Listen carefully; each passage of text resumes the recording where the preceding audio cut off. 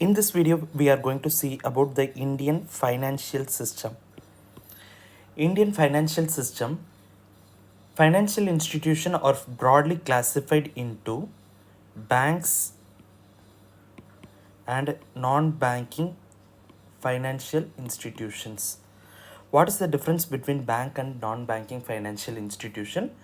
The main difference is banks accept demand deposit,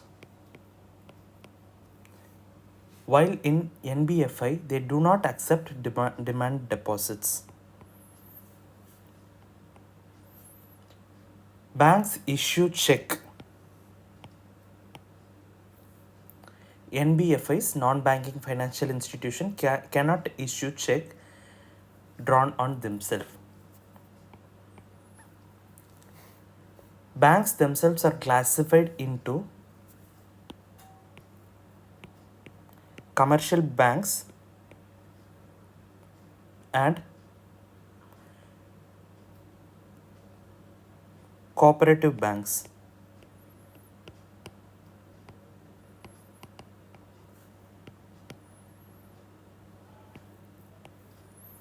Commercial banks operate with a profit motive mainly,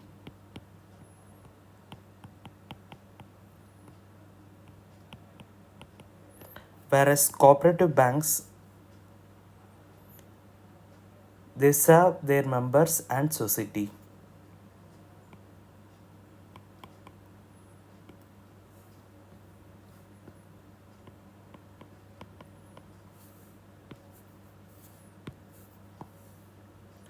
Cooperative banks provide higher interest rate on deposits compared to commercial banks.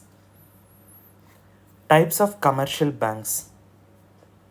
They are scheduled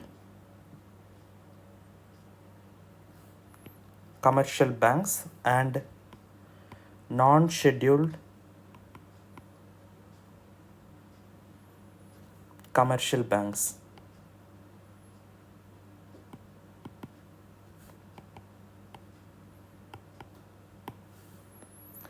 What is a scheduled commercial bank? It is included in the second schedule of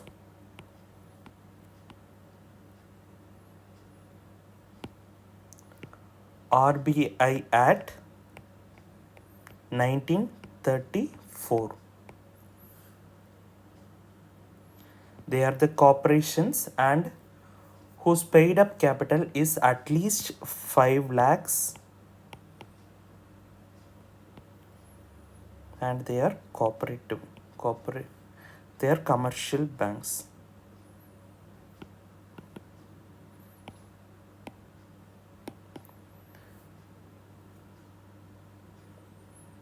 The scheduled and non-scheduled commercial banks differ in the type of banking activity they are allowed to carry out in the countries. So, what is the difference between the scheduled bank and non-scheduled bank?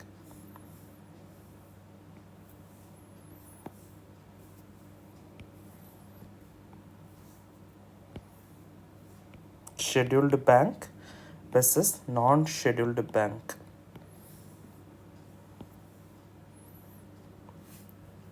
Scheduled bank required to deposit a capital reserve ratio money to RBI.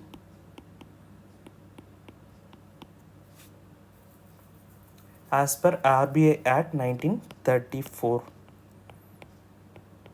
Whereas non-scheduled bank can maintain CRR within themselves.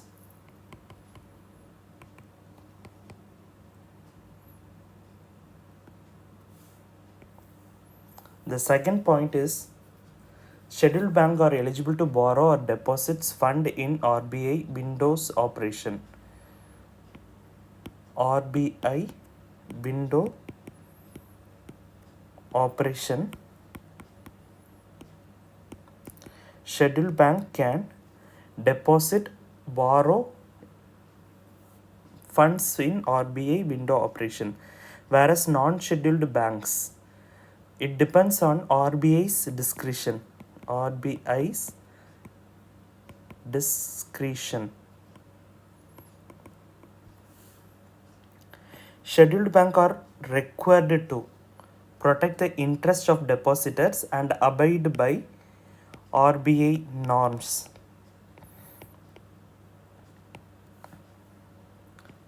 Depositors' interest should be protected.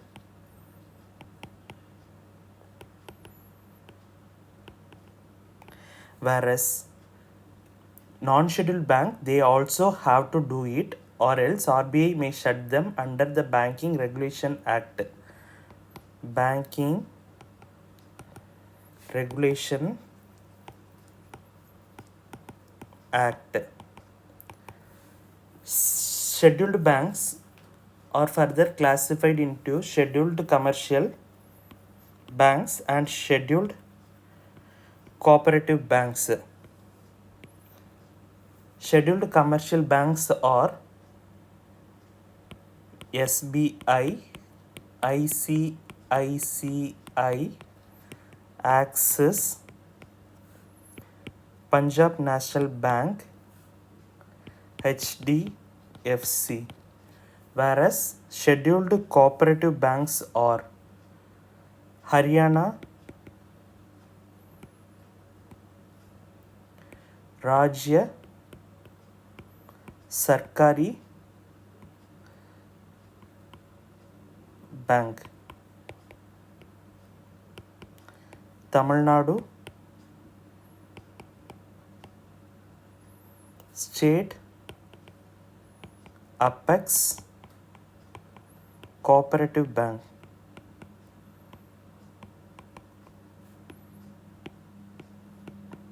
Etc. Whereas in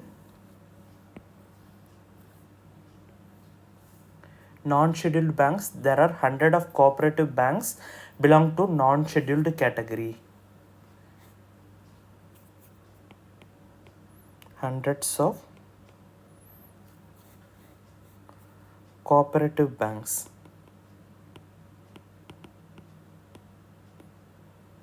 belongs to this category. This is the difference between the scheduled and non-scheduled banks. Now we shall move to cooperative banks.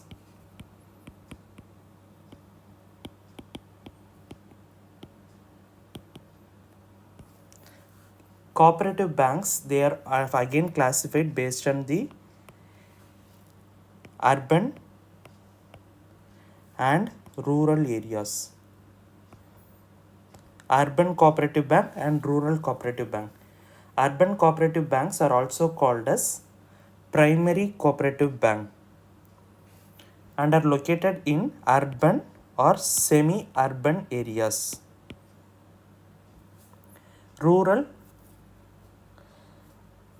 These urban cooperative banks, they are traditionally centered around communities, localities and workplace groups.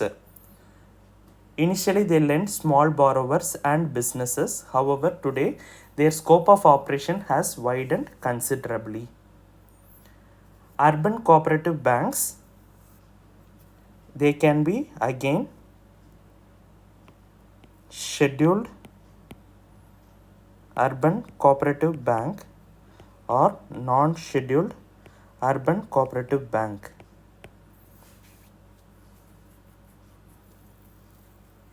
They can be again single state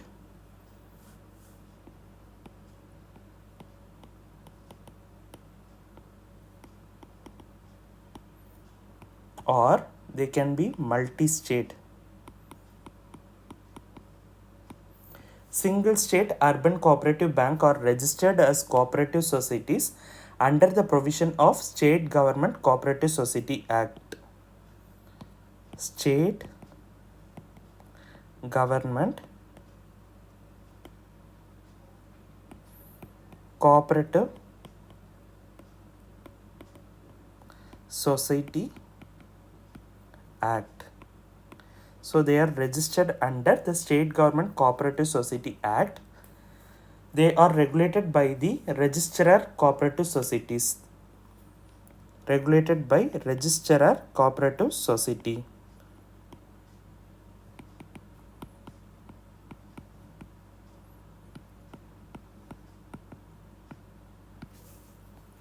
In contrast, multi-state urban cooperative banks are registered as cooperative societies under the provision of Multi-State Cooperative Society Act.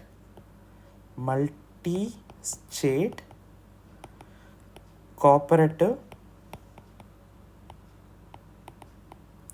Society Act in the year 2002. They are regulated by the Central Registrar of Cooperative Societies. Regulated by Central Registrar of Cooperative Society.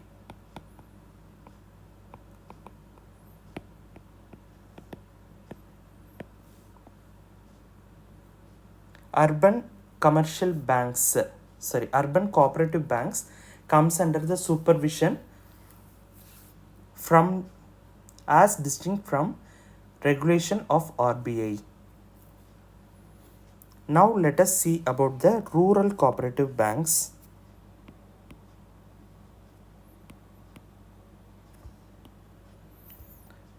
Rural cooperative banks, they are rural cooperative credit system is primarily tasked with ensuring the flow of credit to agriculture sector. Flow of credit to agriculture sector.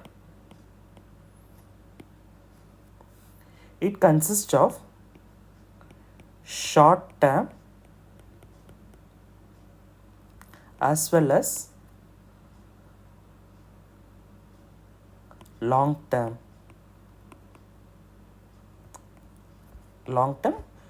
cooperative credit system.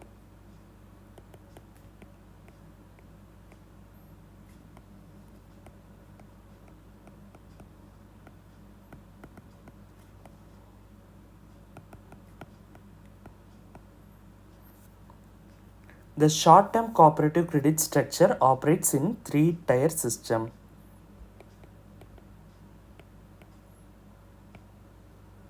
That is state level, state cooperative banks. Second one is district level, central cooperative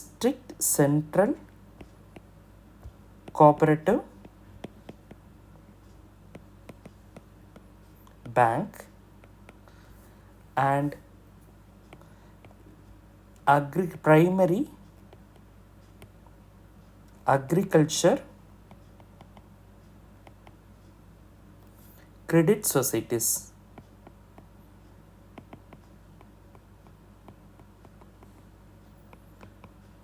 Primary agriculture credit societies at the village level. This is at the village level. Now let us see about the three-tier system. PACS.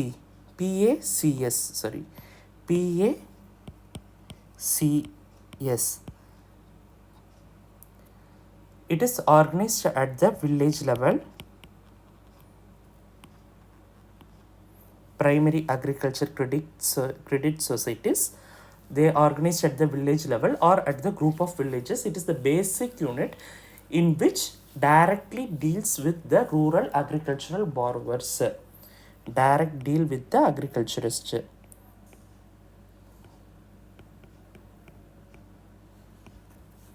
It gives them loan and collects them repayment of these loans. Important point is these primary agriculture credit societies, they are the outside the purview of Banking Regulation Act. Outside Banking Regulation Act of 1949. Hence, they are not regulated by RBI. So, they are not coming under Banking Regulation Act of 1949. They are not regulated by RBI. In contrast, the next level is district, DCCB, district, central cooperative banks, and the state cooperative banks. These both, they come under the RBI. They are registered under State Cooperative Society Act, State Cooperative Society Act, and they come under the dual regulation of, here there will be dual regulation of RBI as well as state government.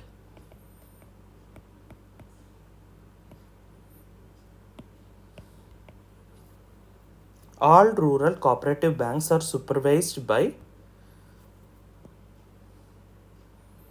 so all the rural cooperative banks are supervised by NABARD, NABARD, NABARD banks.